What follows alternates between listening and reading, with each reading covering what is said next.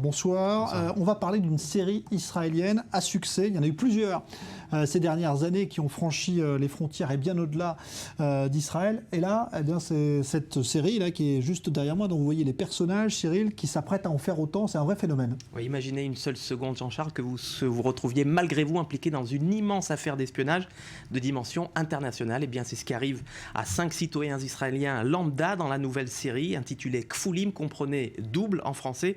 Alors à l'étranger, la série va être vendue, mais elle s'appellera False Flag, du nom de ces opérations secrètes menées sous fausse bannière. Alors depuis le 29 octobre, ce thriller en 8 volets de 52 minutes bat des records d'audience sur la deuxième chaîne de télévision israélienne. Dernier épisode la semaine prochaine. Les Israéliens brûlent déjà d'impatience pour connaître le dénouement. Alors nous, on va déjà voir avec vous le pitch, le thème de cette série. C'est tout simplement l'histoire donc de 5 Israéliens qui découvrent un beau matin devant leur poste de télé qui sont les principaux suspects de l'enlèvement du ministre de la Défense iranien à Moscou, ni plus ni moins. Leurs passeports ont apparemment été falsifiés, utilisés à leur insu, mais malgré leurs démentis, personne ne veut les croire, pas même leurs proches. Tous semblent les désigner comme les principaux suspects de cet enlèvement. Qui sont-ils vraiment? On regarde un extrait. הפרשייה שמסעירה את העולם, חטיפתו של שר ההגנה האיראני פארס סולימאני. Похищение генерала Сулеймана было разработано и организовано очень опытной профессиональной командой. השתמשו בדרכונים של אזרחים ישראלים. גם הדרכון של נטלי ברשימה. מה זה, יובל? זה אמיתי? אז תתחיל לעשות טלפונים. יש לך שיחה מאבא שלך. תמונה שלך מתפרסמת עכשיו בכל העולם. אבא, אתה בטלוויזיה! מפקד המבצע הוא בן רפאל, ישראלי בעל אזרחות יוונית. מה זה? מה זה צריך להיות? ואני? אתה לא הולך לעבודה. אפרת, אל תגזימי. אני מגזימה, זה הדרכון שלך בטלוויזיה. הם משקרים, זאת לא אני. די כבר, מה, אני לא מזהה אותך בתמונות?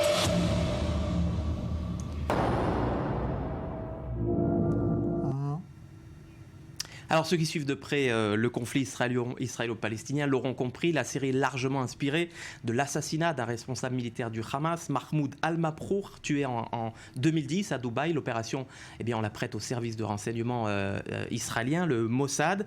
Les téléspectateurs sont donc plongés dans les méandres de l'espionnage et dans le double jeu. Et c'est un succès mondial déjà. Un palmarès qui laisse rêveur puisque la série a obtenu le prix du public de la meilleure série. C'était en avril dernier à Sérimania, au Forum des images à Paris, et plus récemment en octobre au MIPCOM, la chaîne américaine Fox a acquis les droits pour un remake américain dont elle sera le distributeur exclusif dans pas moins de 127 pays. Bonne nouvelle pour nos téléspectateurs français, la chaîne cryptée Canal+ a également acheté les droits.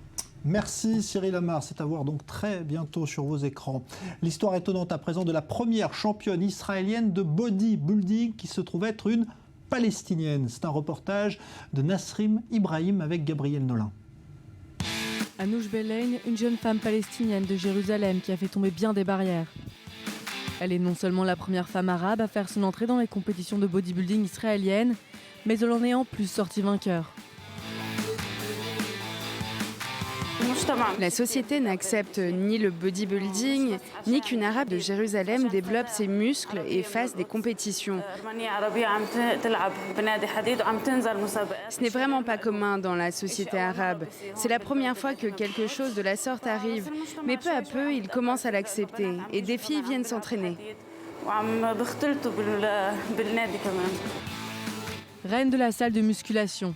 C'est le titre que les organisateurs de la compétition lui ont donné. Anouche passait ses jours et ses nuits à la salle d'entraînement jusqu'à ce que ça devienne une part essentielle de son quotidien. Tout ce temps, elle l'a passé sous la supervision de son coach, Basile, le propriétaire du club situé dans le cœur de la vieille ville de Jérusalem.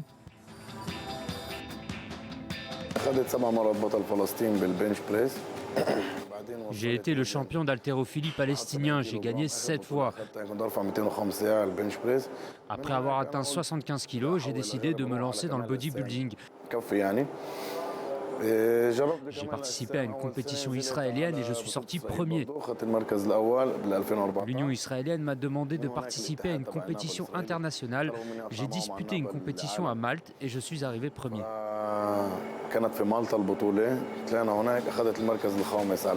L'entraîneur de Miss Fitness Israël 2014 et l'élève ont aujourd'hui le même destin. Ils s'entraînent ensemble pour pouvoir participer à des compétitions qui se tiennent à l'étranger. Il y a des compétitions qui ne se tiennent pas à Jérusalem, elles ont lieu à l'étranger. J'ai déjà gagné ici, maintenant j'ai besoin de participer à des événements internationaux. Si Dieu le veut, ma prochaine compétition aura lieu en juin. Je nous entraîne, elle et moi, en même temps. On disputera chaque nouvelle compétition ensemble.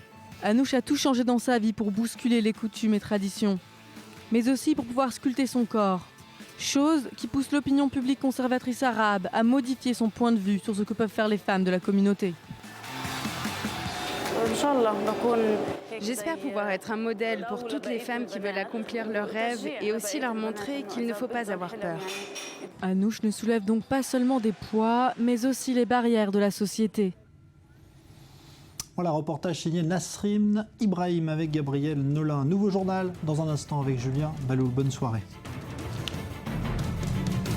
Bonsoir. On va parler d'une série israélienne à succès. Il y en a eu plusieurs ces dernières années qui ont franchi les frontières et bien au-delà d'Israël. Et là, eh bien, c'est cette série là qui est juste derrière moi, dont vous voyez les personnages, Cyril, qui s'apprêtent à en faire autant. C'est un vrai phénomène. Oui, imaginez une seule seconde, Jean-Charles, que vous retrouviez malgré vous impliqué dans une immense affaire d'espionnage de dimension internationale. Eh bien, c'est ce qui arrive à 5 citoyens israéliens lambda dans la nouvelle série intitulée Kfulim, comprenez double en français. Alors à l'étranger, la série va être vendue, mais elle s'appellera False Flag, du nom de ces opérations secrètes menées sous fausse bannière. Alors depuis le 29 octobre, ce thriller en 8 volets de 52 minutes bat des records d'audience sur la deuxième chaîne de télévision israélienne. Dernier épisode la semaine prochaine. Les Israéliens brûlent déjà d'impatience pour connaître le dénouement. Alors nous, on va déjà voir avec vous le pitch, le thème de cette série. Ben, c'est tout simplement l'histoire donc de 5 Israéliens qui découvrent un beau matin devant leur poste de télé qui sont les principaux suspects de l'enlèvement du ministre de la Défense iranien à Moscou, ni plus ni moins. Leurs passeports ont apparemment été falsifiés, utilisés à leur insu, mais malgré leurs démentis, personne ne veut les croire, pas même leurs proches. Tous semblent les désigner comme les principaux suspects de cet enlèvement. Qui sont-ils vraiment? On regarde un extrait. הפרשייה שמסעירה את העולם, חטיפתו של שר ההגנה האיראני פארס סולימאני. Похищение генерала Сулеймана было разработано и организовано очень опытной профессиональной командой. השתמשו בדרכונים של אזרחים ישראלים. גם הדרכון של נתלי ברשימה. מה זה, יובל? זה אמיתי? אז תתחיל לעשות טלפונים. יש לך שיחה מאבא שלך. התמונה שלך מתפרסמת עכשיו בכל העולם. אבא, אתה בטלוויזיה! מפקד המבצע הוא בן רפאל, ישראלי בעל אזרחות יוונית. מה זה? מה זה צריך להיות? ואני? אתה לא הולך לעבודה. אפרת, אל תגזימי. אני מגזימה, זה הדרכון שלך בטלוויזיה. הם משקרים, זאת לא אני. די כבר, מה, אני לא מזהה אותך בתמונות?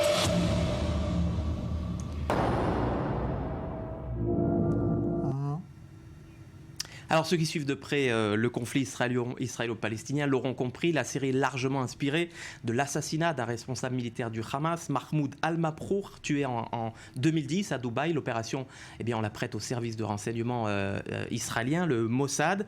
Les téléspectateurs sont donc plongés dans les méandres de l'espionnage et dans le double jeu. Et c'est un succès mondial déjà. Un palmarès qui laisse rêveur puisque la série a obtenu le prix du public de la meilleure série. C'était en avril dernier à Sérimania, au Forum des Images à Paris, et plus récemment en octobre au MIPCOM, la chaîne américaine Fox a acquis les droits pour un remake américain dont elle sera le distributeur exclusif dans pas moins de 127 pays. Bonne nouvelle pour nos téléspectateurs français, la chaîne cryptée Canal+ a également acheté les droits. Merci Cyril Amar, c'est à voir donc très bientôt sur vos écrans. L'histoire étonnante à présent de la première championne israélienne de bodybuilding qui se trouve être une palestinienne. C'est un reportage de Nasrim Ibrahim avec Gabriel Nolin. Anouch Belaine, une jeune femme palestinienne de Jérusalem qui a fait tomber bien des barrières. Elle est non seulement la première femme arabe à faire son entrée dans les compétitions de bodybuilding israéliennes, mais elle en est en plus sortie vainqueur. La société n'accepte ni le bodybuilding, ni qu'une arabe de Jérusalem développe ses muscles et fasse des compétitions. Ce n'est vraiment pas commun dans la société arabe. C'est la première fois que quelque chose de la sorte arrive. Mais peu à peu, ils commencent à l'accepter et des filles viennent s'entraîner. Reine de la salle de musculation.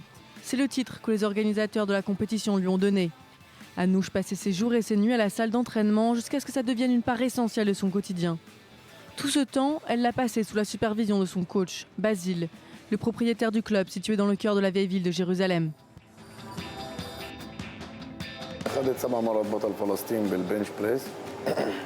J'ai été le champion d'haltérophilie palestinien, j'ai gagné 7 fois. Après avoir atteint 75 kilos, j'ai décidé de me lancer dans le bodybuilding.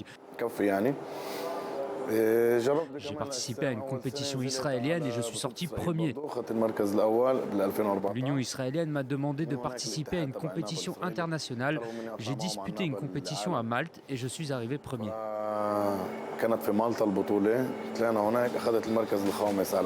L'entraîneur de Miss Fitness Israël 2014 et l'élève ont aujourd'hui le même destin. Ils s'entraînent ensemble pour pouvoir participer à des compétitions qui se tiennent à l'étranger. Il y a des compétitions qui ne se tiennent pas à Jérusalem, elles ont lieu à l'étranger. J'ai déjà gagné ici, maintenant j'ai besoin de participer à des événements internationaux. Si Dieu le veut, ma prochaine compétition aura lieu en juin. Je nous entraîne, elle et moi, en même temps. On disputera chaque nouvelle compétition ensemble. Anouche a tout changé dans sa vie pour bousculer les coutumes et traditions, mais aussi pour pouvoir sculpter son corps. Chose qui pousse l'opinion publique conservatrice arabe à modifier son point de vue sur ce que peuvent faire les femmes de la communauté. J'espère pouvoir être un modèle pour toutes les femmes qui veulent accomplir leurs rêves et aussi leur montrer qu'il ne faut pas avoir peur. Anouche ne soulève donc pas seulement des poids, mais aussi les barrières de la société. Voilà, reportage signé Nasrim Ibrahim avec Gabriel Nolin. Nouveau journal dans un instant avec Julien Baloul. Bonne soirée.